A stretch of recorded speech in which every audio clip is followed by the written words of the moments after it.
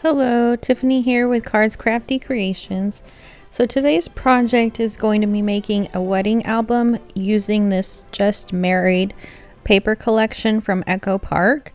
And this collection is so beautiful. I've had it, I don't know how long I've had it, but I've had it for a while. I don't typically do wedding albums because I don't really have anyone to give them to, but I had wanted to do this album for a friend as a tutorial to show how I make the album using envelopes.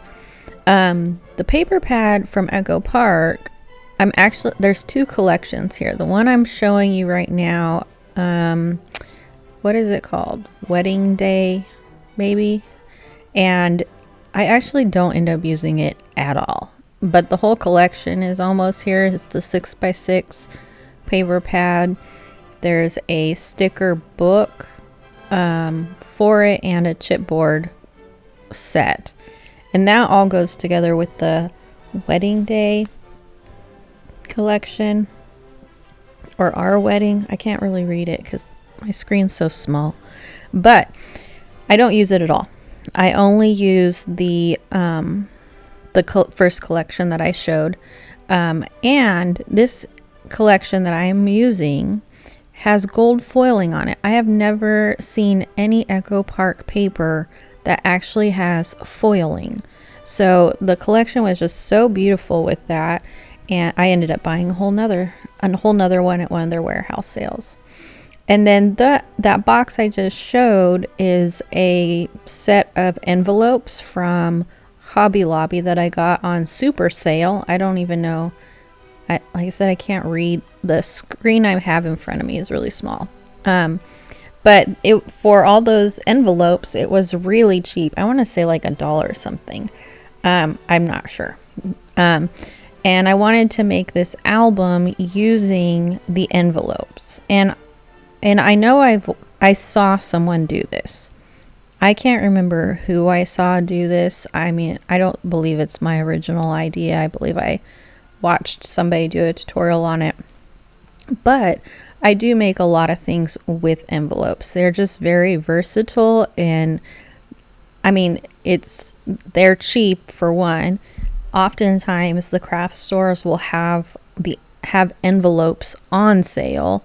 Typical sale, like their everyday normal Paper Studio 40% off sale, but also when they're closing out like their inventory and their stock of envelopes and cards, you can get them much cheaper than even the regular sale. So it's always just a good thing to have, and because you can make a lot of things with them. I have a tutorial where I used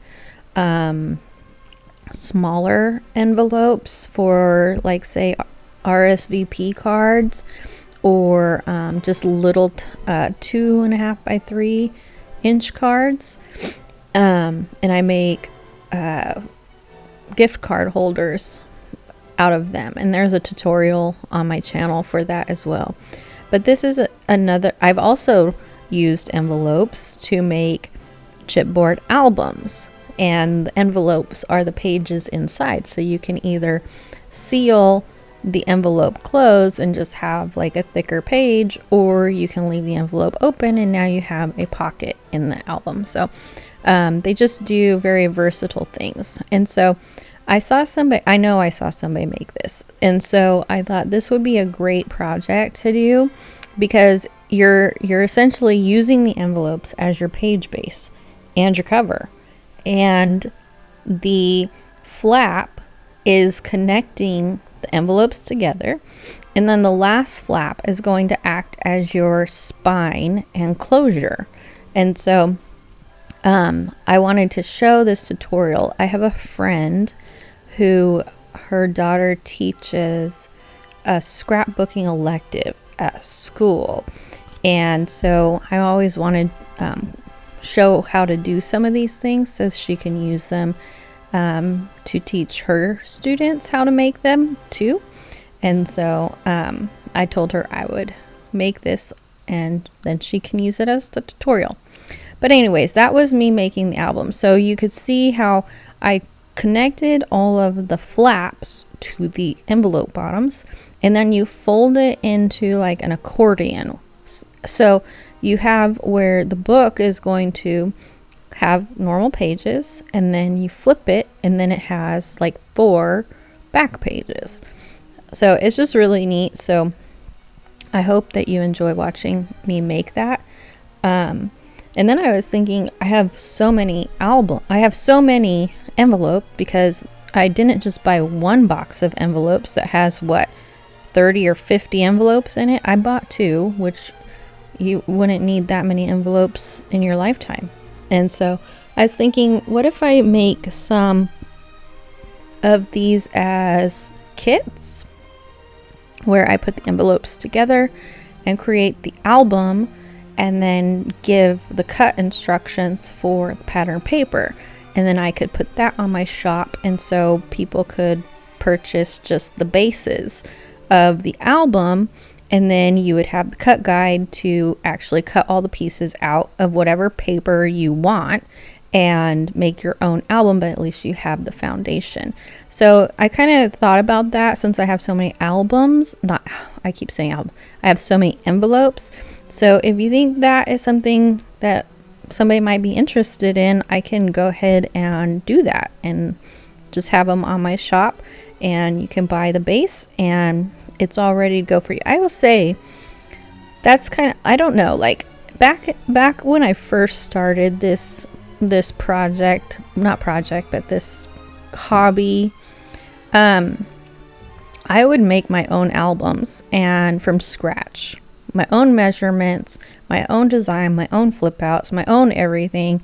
And they took a long time because you have to work it out.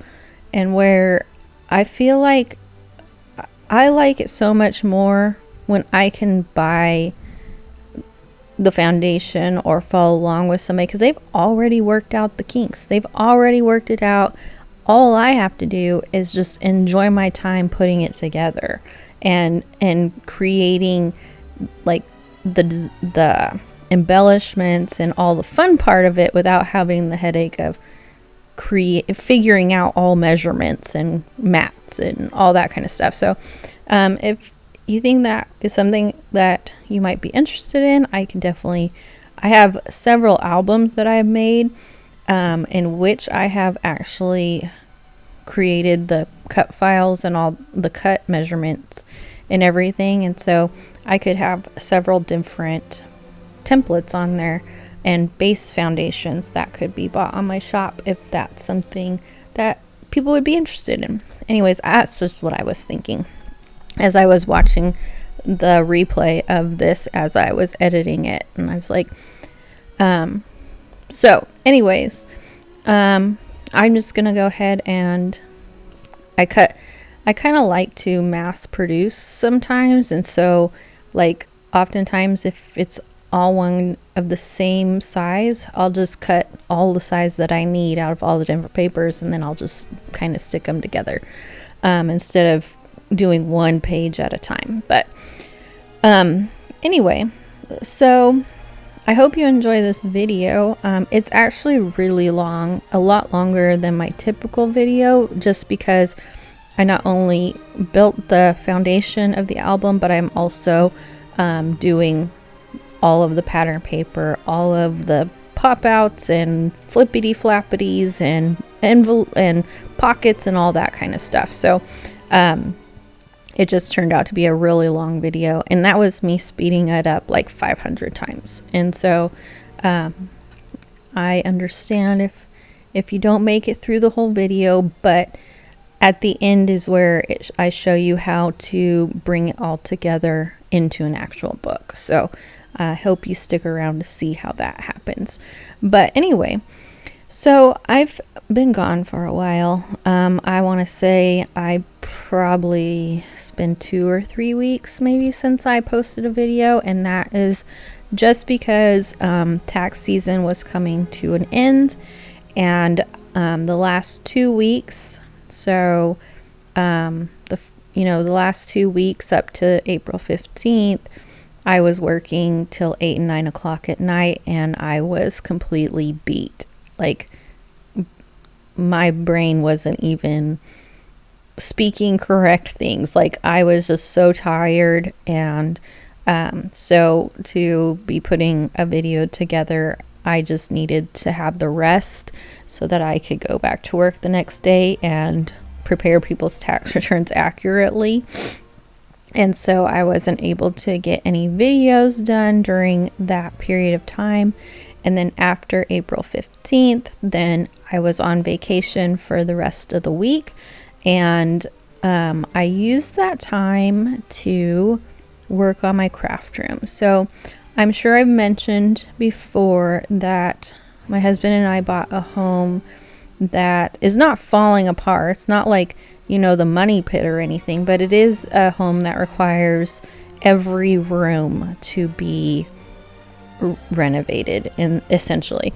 And I mean, I don't know what renovated means per se. I mean, the walls are up. I don't have a bunch of holes in the walls or anything, but the floors need to be redone. The paint needs to be redone. There's holes from where the last owner put things in the walls that need to be plugged, because these walls are plaster walls, and so everything you hang needs to have like a molly in it, and so when you take it out, you have a big old nasty hole in the wall. So we've been trying to do that with all of our rooms. And so one of the biggest projects we were going to do for this house was my craft room. And I believed that was going to be like the last thing we did in this whole house, only because it's such an undertaking as far as what we have to do for it. But I asked my husband, what do you want to work on while we're off on our week break? Because like I said, we have every room we could work on. Now, we do have rooms that are done. Like my office I work from is done. Our spare room is done. The entryway is done, but everything else is not done. Part of the living room is done, but the floor is not, because when we moved here, the floors were carpeted, and the last owners did not take care of the home in a way that a new owner would feel okay walking around barefoot. I'm just going to say the carpet was all soaked many times in pet urine and smelled horrific, that the day we moved here, the next day we were ripping all the carpet out of the house. And when we did that, we actually discovered real hardwood floors under the carpet. And yes, some of them are damaged from the urine and stained. I have done many of treatments using peroxide to pull some of those stains up so that we could restain them and restore them. Some rooms had very minimal damage. In those rooms, we were able to get cleaned up and finished. So the living room, the whole floor needs to be redone. The kitchen, the tile was popping up and the grout was coming out, so we've in some ways torn some of it out. Oh, here's where I was using the spine to make the, not using the spine, I was using the flap to is going to be the closure of this. It'll be later, but you could see I was trying to show how it was folding over. But anyway, so all the floors need to be redone in this whole entire house. We ripped out all of the carpet shortly after we got in, because the smell was so terrible. And we cleaned them up as best as we could until we are able to refinish them. But long story longer, my craft room was going to be the last room, only because while the other rooms had floors in them, they just need to be repaired and restored.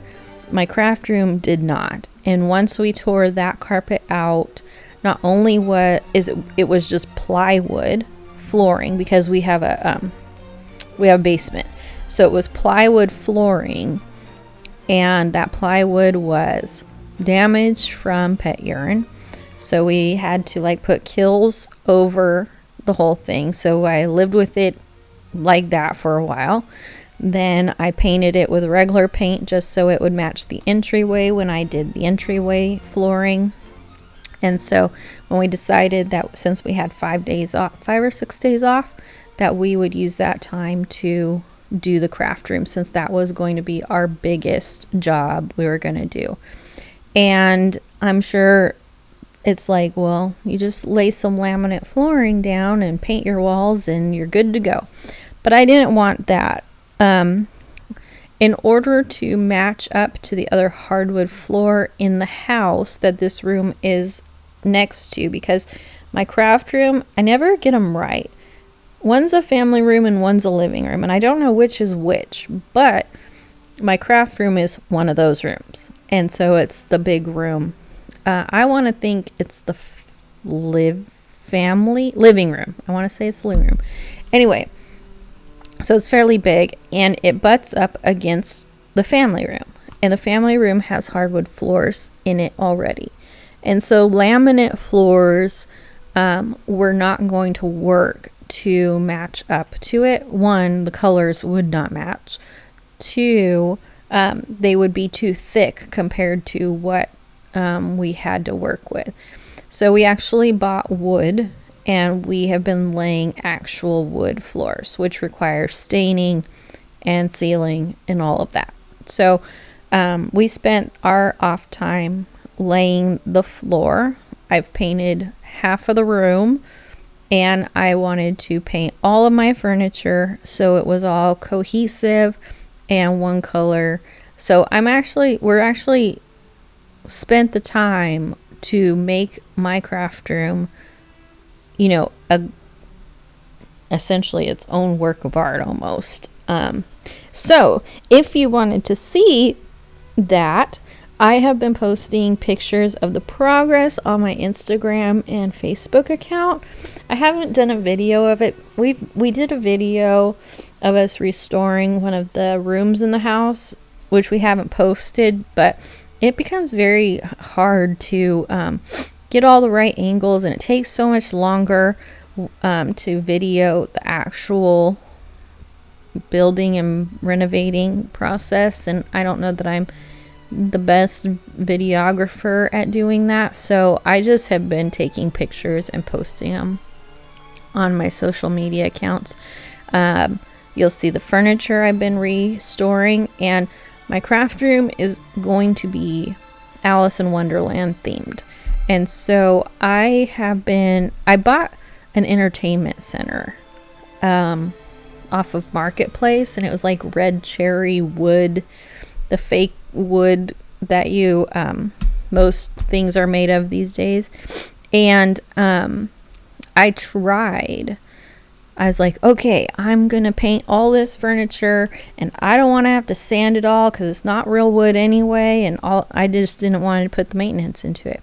So I bought the Annie Sloan's chalk paint because I thought that's what you use on furniture, and yeah, that was not covering at all. I did 3 coats of that paint on one cabinet, and it was still showing through the red cherry finish, and I was like, that's not sustainable. I can't afford to do that, because the entertainment center is a 9-unit center, so that's 9 pieces of furniture, and then I have a gigantic hutch also that needed to be painted, and I was like, this is not financially sustainable to use this paint for this. So and I don't know why I didn't think of it. I've used it several times, but Valspar has cabinet paint, and I've used it in the past, and it's really nice. It covers really well, and there's no brush strokes. It's like self-leveling. I think it's like an epoxy enamel paint or something. It's thicker, and I'm gonna say, like, I just went out, I got a gallon of it. I mean, the quart of Annie Sloan's was like $50. The gallon of the Valspar cabinet paint was $62. And I got a lot of furniture to paint. And so I was like, I'm going to try it. So I did go get it, and I've been able to cover that furniture. And the color I got's like a minty green color, which I'm not like, I don't hate. I originally wanted white, but then I was like, or creamish color white, and I was like, I don't know, I don't want it to clash with the white molding that I have in here. And so I was like, maybe I'll do a color. Plus, everyone who knows me knows that I'm a color person. So I felt like I'd be letting my peeps down if I didn't do colored furniture. So anyways, I picked out a color that kind of matches the Alice in Wonderland picture I will have over the mantle in that room. And so it actually turned out to be kind of fun. It's like a minty green color. And then I bought all these wood filigree type of embellishments. Like, they're wood cutouts that look like roses and filigree and stuff. And so I glued them onto the cabinet faces. And then I molded rabbit head, since we're doing Alice in Wonderland, and then put that on there. So, and then I painted all that, and then I used gold wax to highlight all of the raised areas. And I mean, it just came out really good. I'm very impressed, and I can't wait to see it all put together, even though that's going to be like probably 2 more weeks. But I have those pictures on my Instagram. You can check it out. I think that furniture came out so good. I still have several pieces to paint. And we still have half the floor to set and half of the room to paint still. So that's what I've been doing. That's where I've been at. I apologize that I have not had consistent videos for the last few weeks, because I was 1, exhausted, 2, I needed all my brain cells to finish up tax season. And so now I am back. I have this video. I have several videos that I have already. Some of them I'm not gonna, they have Easter bunnies, because I wasn't able to get those out before Easter, because I missed those few weeks. But this one I thought would be fun, because spring's here. There's going to be weddings coming up. I thought this would be a good time to share this video, show you how to take some basic envelopes from wherever you want to get envelopes. They don't even have to be craft envelopes. They could be any envelopes. I've seen people use the junk mail envelopes to make things, and which those are cool because they have those little vellum kind of windows in them. So it's kind of neat to have that see-through part. But maybe I need to make something with those. I've never made anything with those, but those are still fun too. So anyway, here we are at the end. Me showing we're not at the end. This is me just showing you a brief glimpse of it before I moved on to the back side. Anyway, I lost track of what I was saying. So, no. Anyways, I don't know what I was saying. I don't know where I was going with this. But anyway, I hope you enjoy the video. I hope you give this a try. If you like it and you're like, I don't know how to make that, but you would like to have the foundation, I can make some and put them on my shop for purchase along with the cut measurements. So you don't have to figure that out either. So anyways, if you like this, please like and subscribe. And I will see you on the next one. Bye.